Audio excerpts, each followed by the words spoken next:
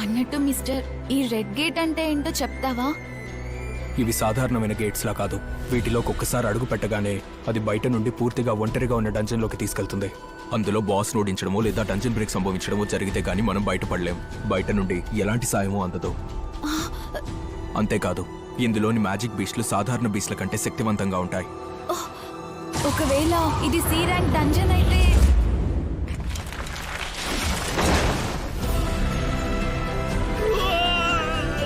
జాగ్రత్త, ఎవరు చుట్టుముట్టారు.